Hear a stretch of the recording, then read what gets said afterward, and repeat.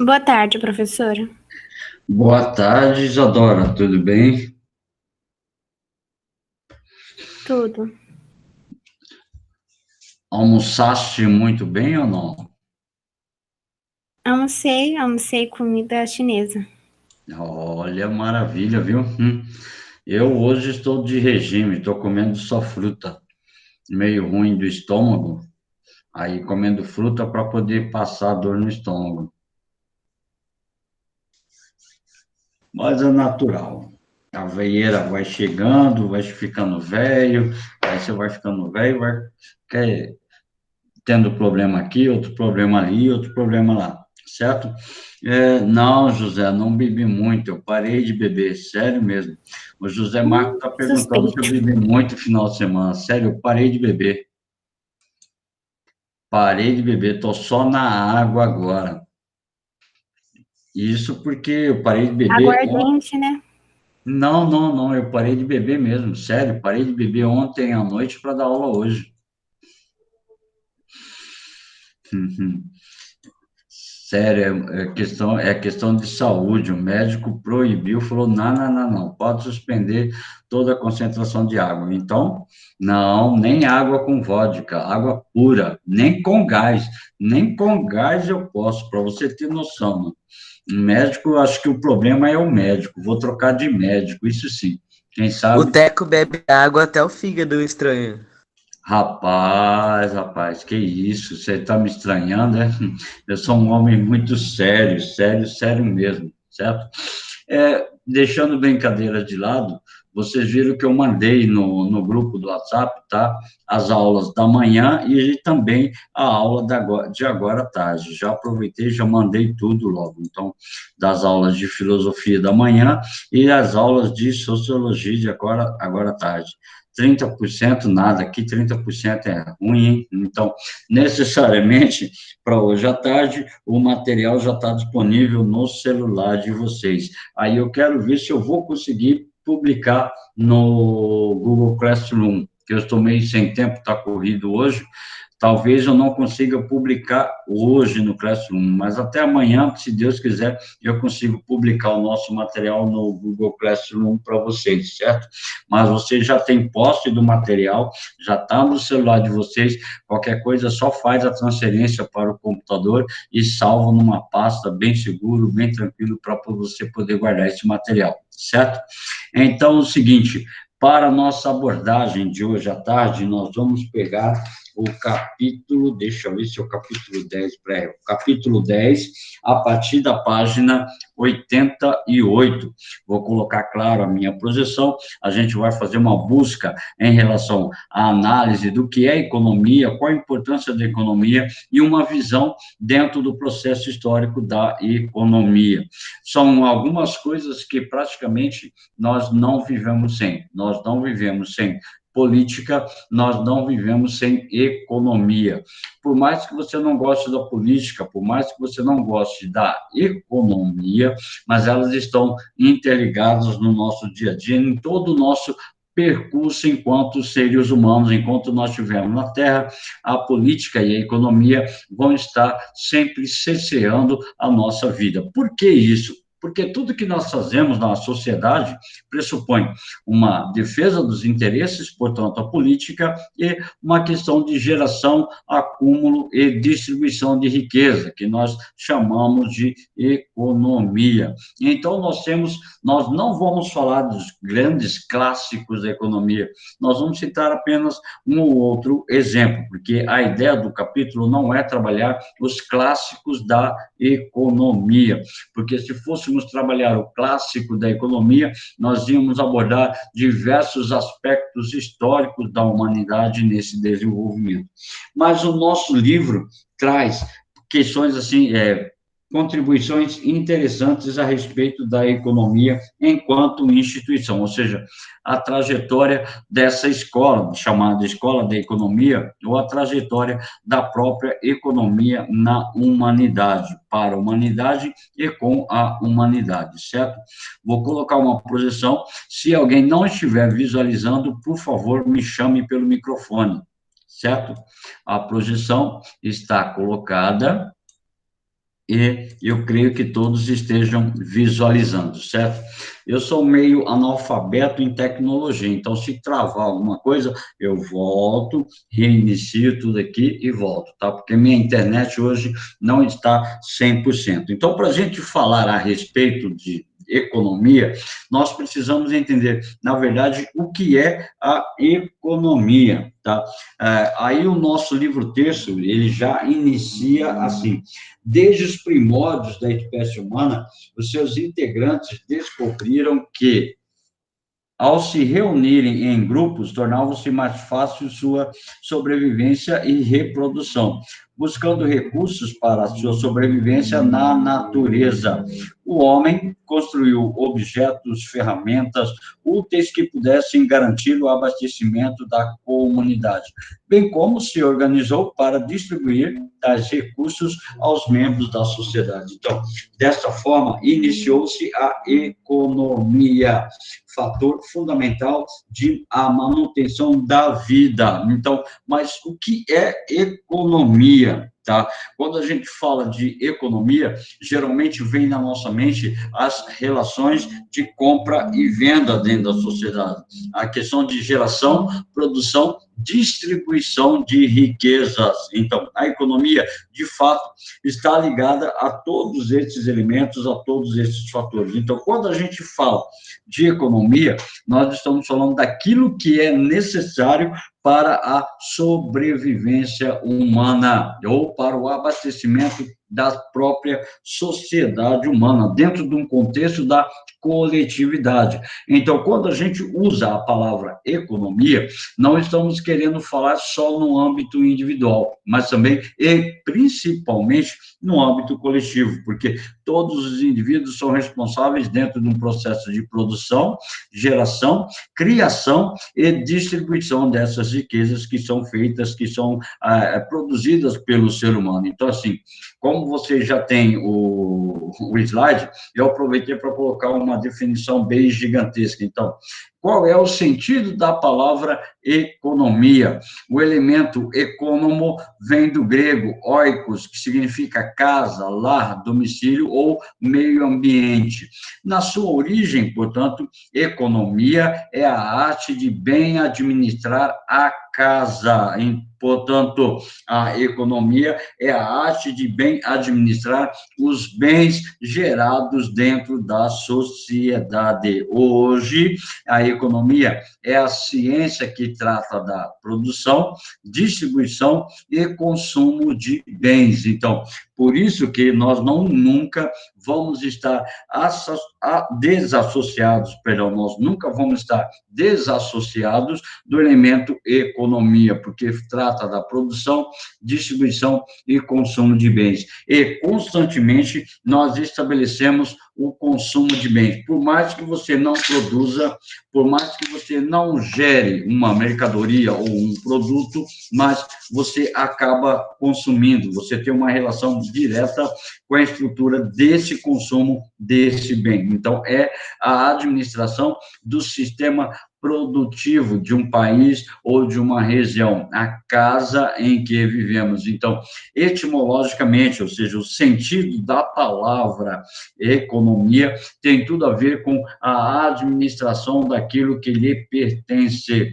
Portanto, se você tem uma caderneta de poupança, se você tem uma mesada e você administra adequadamente essa mesada, então significa que você já tem um conhecimento acerca da economia.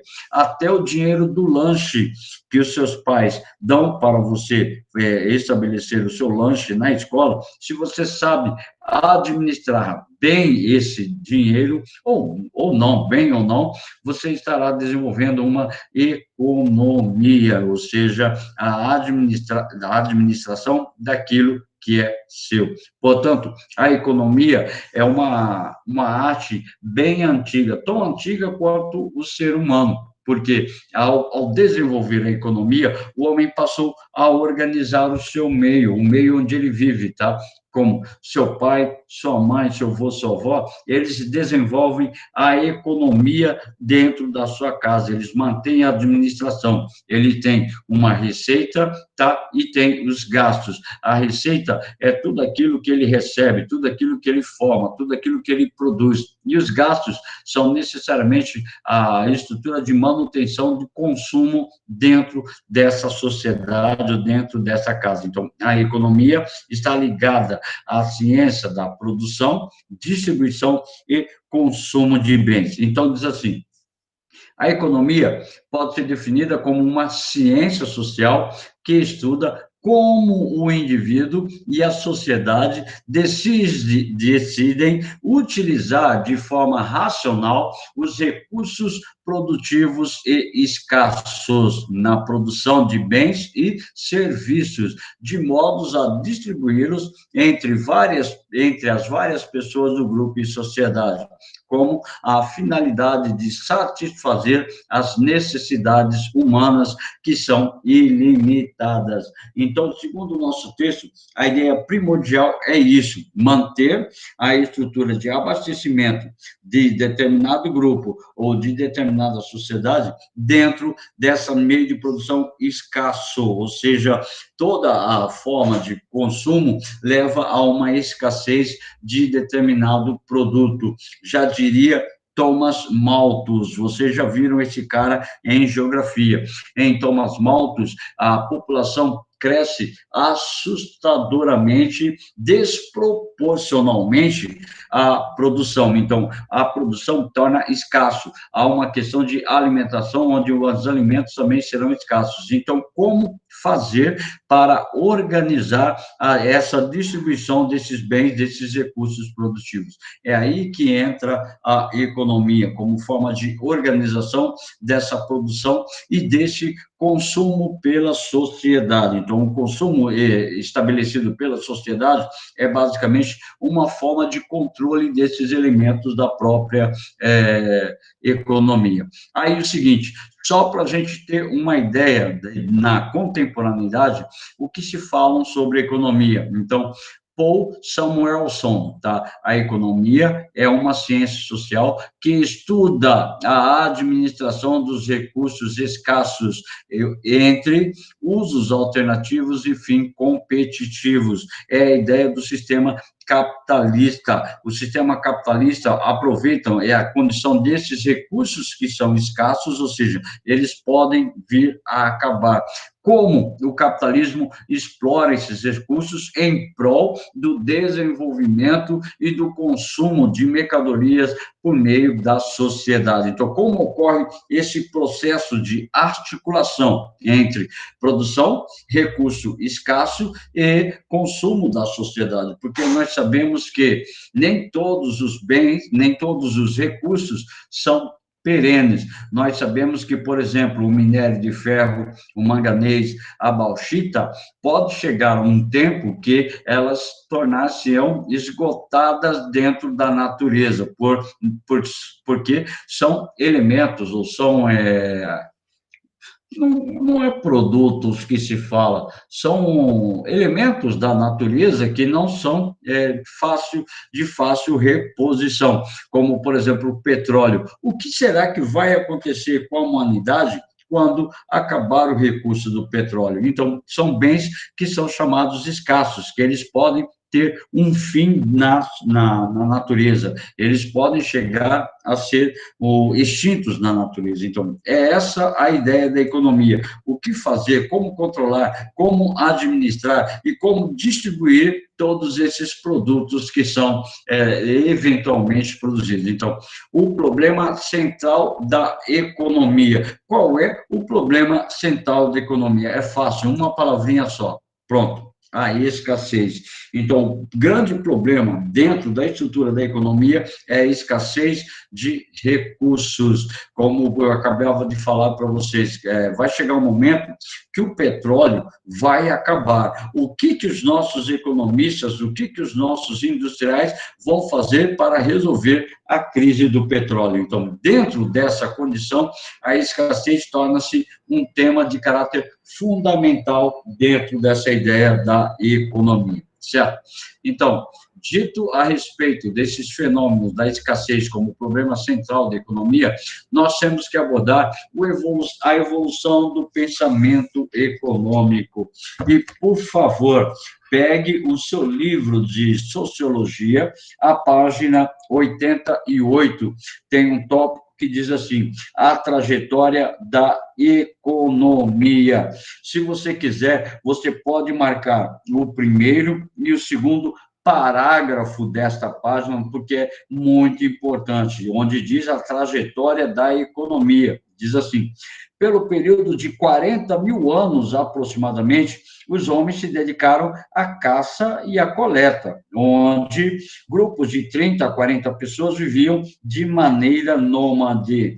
Esses grupos sociais estavam tão preocupados em acumular bem, não estavam preocupados em acumular bens. Suas economias produziam pouco e eles também, por outro lado, trabalhavam pouco, em torno de 15 horas por semana. Claro, eu sou caçador, eu sou pescador, eu sou coletor. Então, na era antes do período da formação das primeiras civilizações, o homem ele começou a desenvolver sua economia, mas era uma chamada economia de autossustentável. Ele só produzia, ele só extraía aquilo que era necessário para a sua sobrevivência. Então, hoje, depois da era da industrialização, nós consumimos produtos que muitas vezes não são destinados à nossa própria sobrevivência. Aí diz assim, mais tarde, por volta do ano 10.000 antes de Cristo, o homem fixou-se na Terra,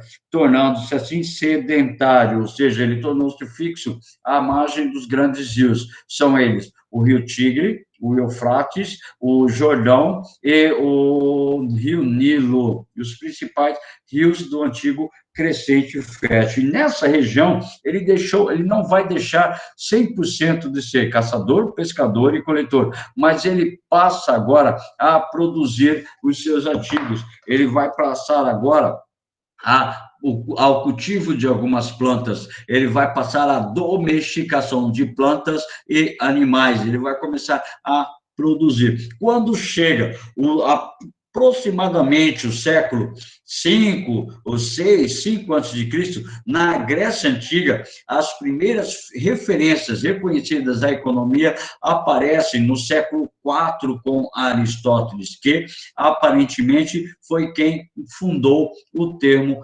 economia. Então, foi na Grécia Antiga que nós temos o elemento fundamental da formação da economia. Só que há cerca de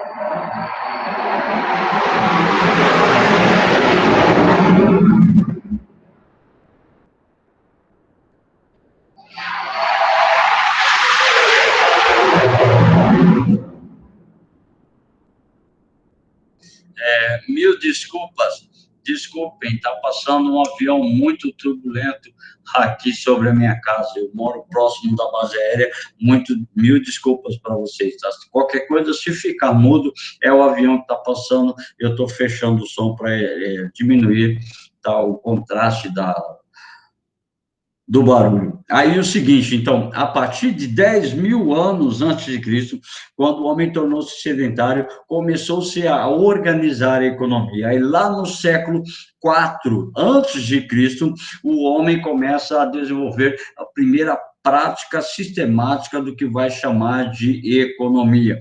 Aí encontramos em algumas considerações de ordem econômica, também nos textos de Platão e Xenofonte de Colofon, onde eles vão estabelecer uma abordagem acerca dessa organização do desenvolvimento econômico. Então, Roma não deixou nenhum escrito notável na área da economia, porque Roma, a base da economia romana era, na verdade, as guerras de conquista. Então, tudo aquilo que eles conquistavam gerava a riqueza de Roma. Então, eles, na verdade, eles nem precisavam de uma grande produção econômica interna. Tá? A estrutura econômica dentro de Roma estava voltada para as guerras de conquistas. Aí diz assim, aí vocês têm um mapa da antiguidade oriental, ou do comércio na antiguidade oriental. É sempre bom lembrar que a economia da sociedade, seja ela qual for, sempre estará baseada no comércio de produtos, no comércio de bens. Então, na antiguidade, quem vai se destacar no processo de desenvolvimento da economia, nós temos os chamados fenícios, dessa região aqui no litoral da Palestina. Hoje, a Fenícia compõe a antiga Síria e parte do Líbano, tá ok? Hoje, essa região corresponde à parte do Líbano e da Síria. Então, os fenícios, eles foram pioneiros na navegação comercial da antiguidade pelo mar Mediterrâneo. Então, eles estabeleceram o comércio com toda a Ásia Menor, tá? Com a região da Palestina, com o Egito, essa área do Egito, e todo o norte da África, fundando algumas colônias, e principalmente a colônia chamada Cartago, que vocês estudam em história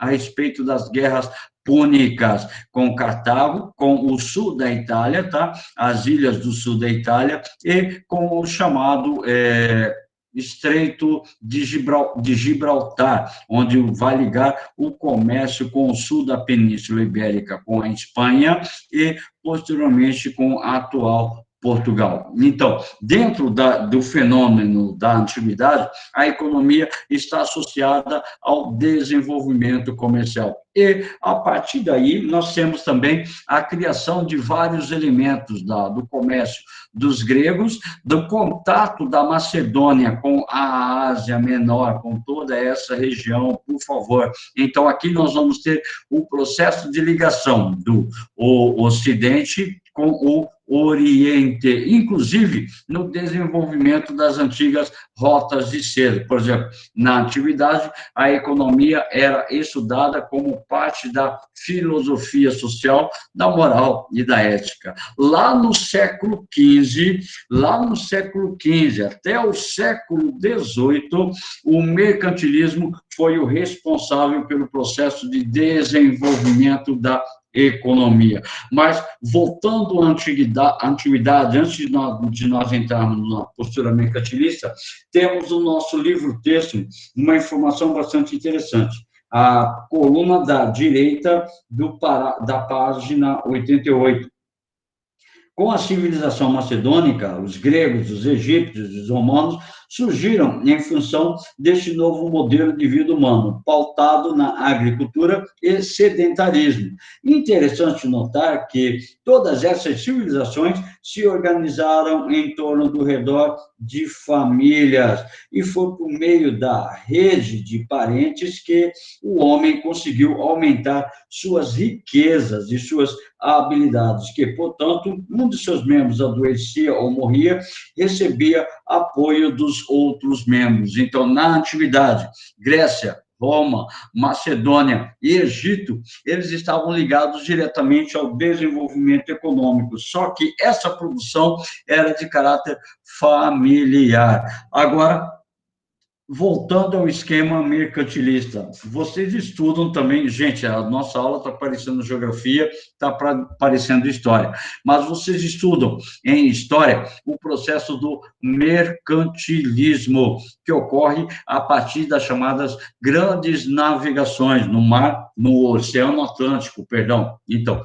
a partir do século XV, a economia muda gradativamente, de uma forma absurda. Se antes eu tinha a produção agrícola, tá? A produção agropecuária como fonte importante de abastecimento, de consumo e de troca nas regiões, a partir de agora eu tenho a busca por metais preciosos. Então, no mercantilismo, a ideia da economia muda-se para a questão do chamado metal precioso. Agora, quanto mais metais preciosos eu tenho, maior é o meu controle da economia, maior é o meu poder econômico. Os pensadores desse período não chegaram a produzir análises coerentes da economia, porque estavam ligados diretamente ao processo de desenvolvimento da exploração das riquezas de um país. Certo? Então, dentro do mercantilismo, a ideia fundamental era acumular, acumular, acumular metais preciosos. A essa prática nós chamamos de metalismo, ou seja, quanto mais metais preciosos um país tem, maior é a sua economia. No nosso livro, a página 89 diz assim: por volta do século XII, ocorre o renascimento urbano, ou seja, as cidades ressurgem em função do comércio. Dá uma olhada neste mapa aqui. O trabalho torna-se especializado e surgem artesãos, mercadores, banqueiros, resultado de uma mudança drástica na vida da população, dado que surgimento da industrialização, ou seja, do processo de desenvolvimento das grandes produções. Então, aqui você está vendo 1348, 1349, 1351. Vocês estudam em história, novamente em história, vocês estudam as rotas das antigas cruzadas. Na rota dessas antigas cruzadas se desenvolveram as chamadas feiras medievais. Destaque para a cidade de Gênova, destaque para a cidade de Veneza, que tornam-se grandes centros comerciais. Destaque também para a cidade de Constantinopla, que foi o ponto de ligação entre o Ocidente e o Oriente, nas rotas de seda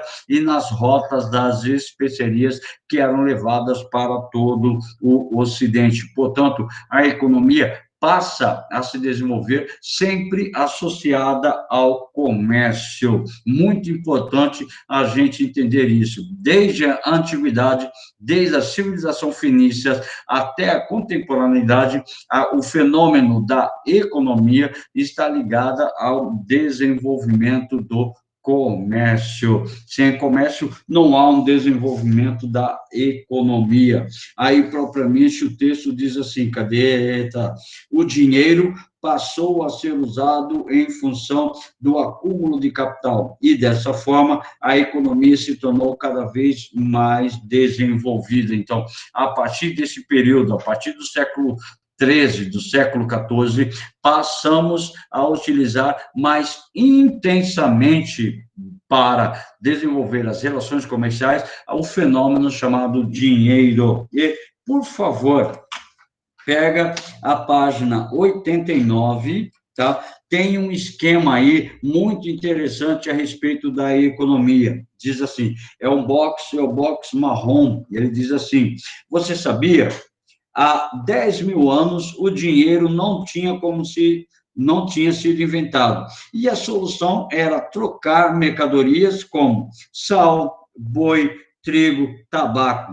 Essa foi a primeira forma de economia, o chamado escambo, a troca. O mesmo fizeram os portugueses quando chegaram na América, o mesmo fizeram os espanhóis quando chegaram na América. Eles estabeleciam a troca de produtos em relação às mercadorias que eles queriam. E vocês estudaram em História do Brasil, pelo menos ano passado, quando os portugueses chegaram na América, a primeira riqueza econômica que eles descobriram no Brasil foi o pau-brasil.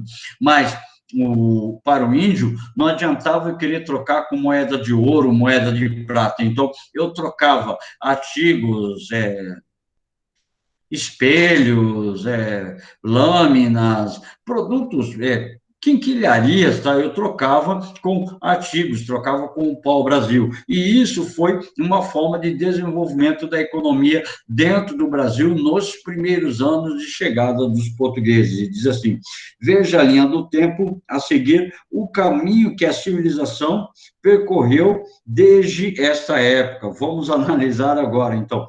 9.000 anos antes de Cristo, as primeiras trocas de gado. Então, 9.000 anos antes de Cristo, o homem começou a estabelecer a economia mais com as primeiras formas de troca de gado por produtos, por cereais, por couro e por tudo mais. Aí, 2.000 antes de Cristo, A riqueza era medida pela quantidade de metal que a pessoa possuía. Aí nós chamamos de a era dos metais, vocês já viram também esse período dentro da história.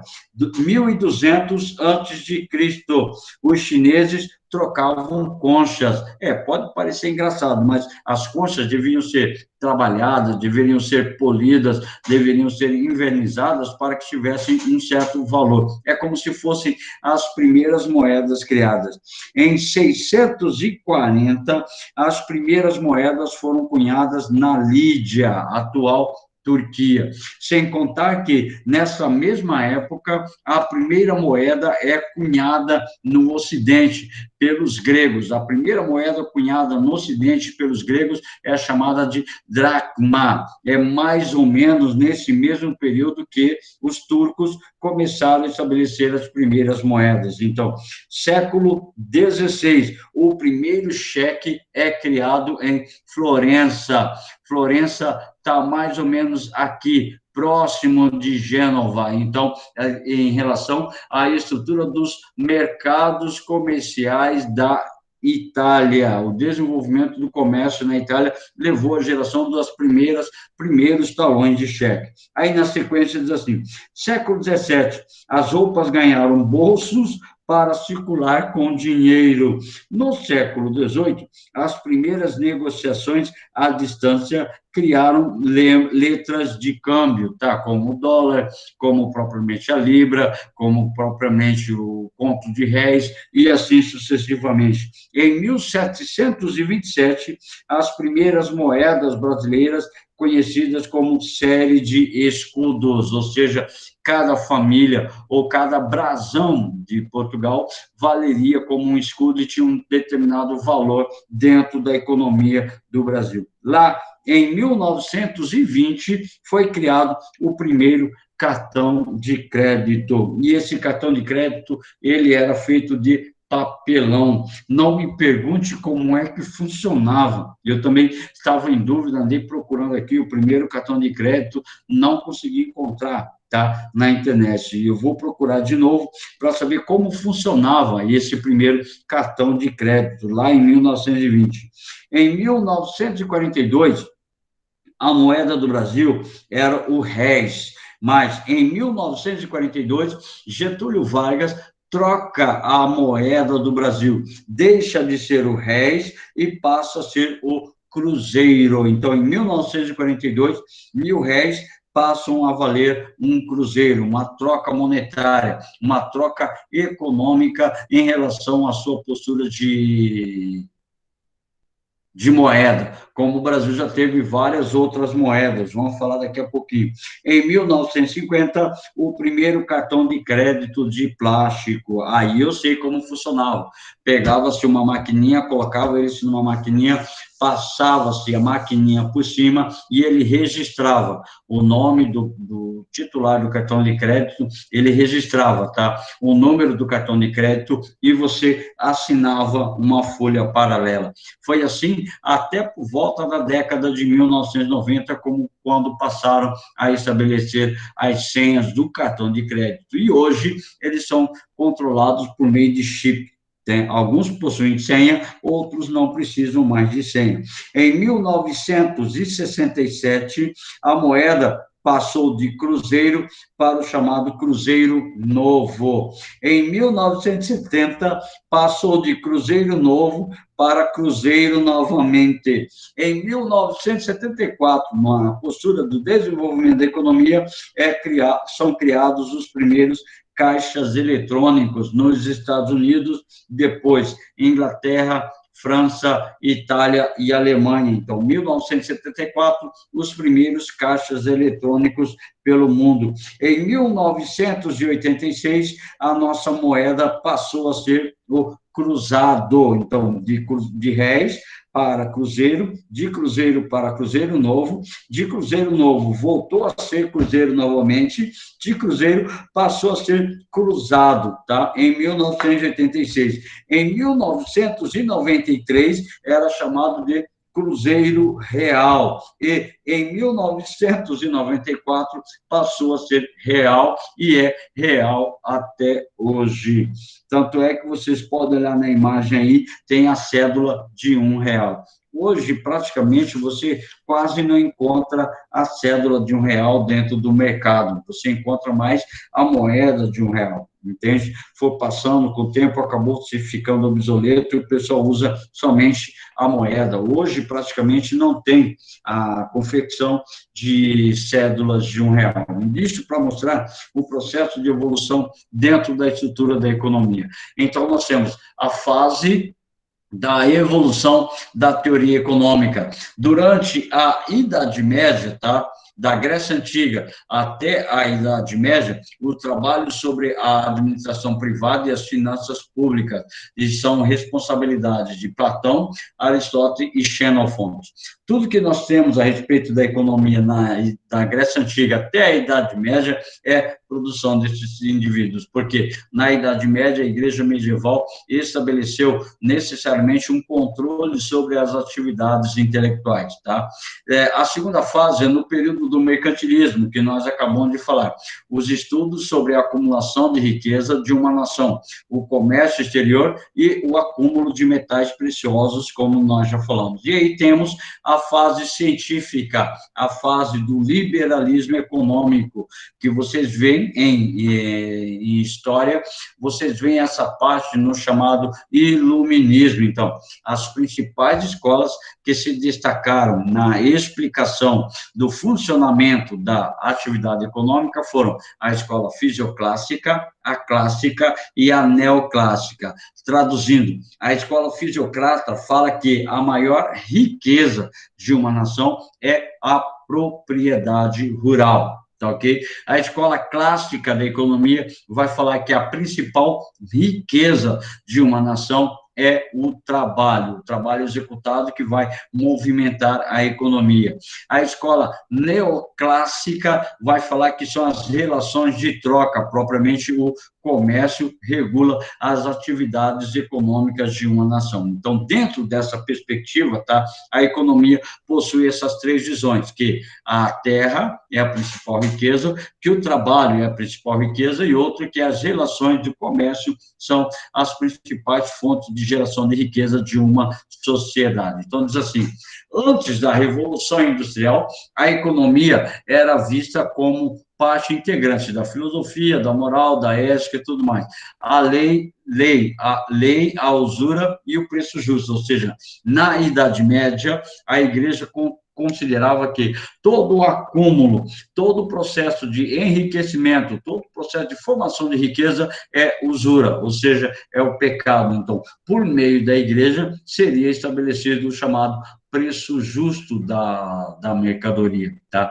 O estudo sistemático da economia coincidiu com os grandes avanços da física, a concepção mecanicista, da biologia, uma concepção organicista, tá? Nos séculos XVIII e XIX, através das quais os economistas procuraram interpretar os principais fenômenos da atividade econômica. Então, temos, assim, duas visões, no campo da física e no campo da biologia.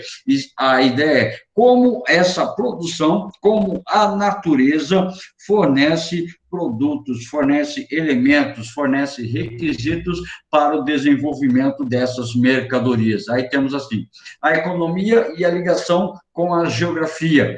Permite o registro de acidentes geográficos, climáticos, avaliação de questões geoeconômicas, dos mercados regionais, concentração espacial dos fatores de produção, localização de empresas, ecorregional, urbanas, teorias da localização industrial, localização dos recursos naturais e a sua logística, o seu transporte.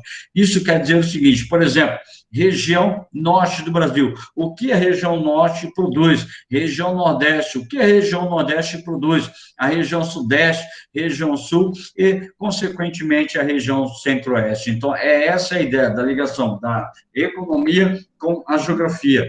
Demonstrar que todo o território nacional tem uma possibilidade de fatiação, de distribuição de elementos que vão produzir, que vão estabelecer a geração da produção desses elementos, dessas mercadorias. E a economia e a sociologia. Qual é a relação, qual é a estrutura que vai ligar a economia com a sociologia? Então, diz assim, quando a política econômica visa atingir os indivíduos de certa classe social, interfere diretamente no objeto da sociologia, como, por exemplo, na dinâmica da mobilidade entre as diversas classes de renda, ou seja, a questão da mobilidade econômica. Nós trabalhamos esse ano a questão da mobilidade social, falando que o indivíduo ele pode melhorar sua condição de vida ou ele pode piorar sua condição de vida, ele pode mudar de classe social, ele pode subir nas classes sociais e ele pode cair nas classes sociais.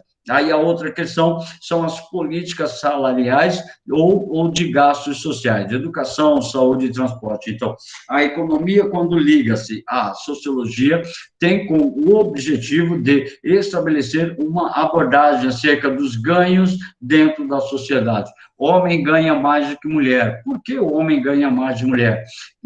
Ganha mais do que a mulher?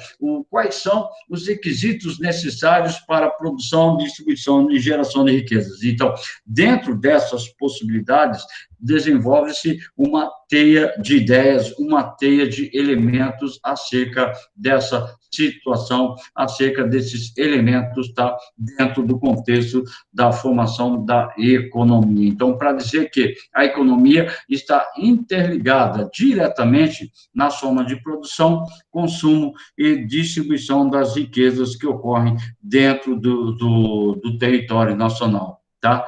Aí, no caso, para hoje, é isso. A nossa próxima aula, a gente termina, tá, a questão da economia, falando a respeito dos setores da economia, dos bens e serviços e da economia de mercado. Tem tudo isso no slide que eu mandei para vocês, que eu deixei disponível para vocês, certo? Tem gente já deixando o nomezinho. Esse povo nem espera a gente se despedir.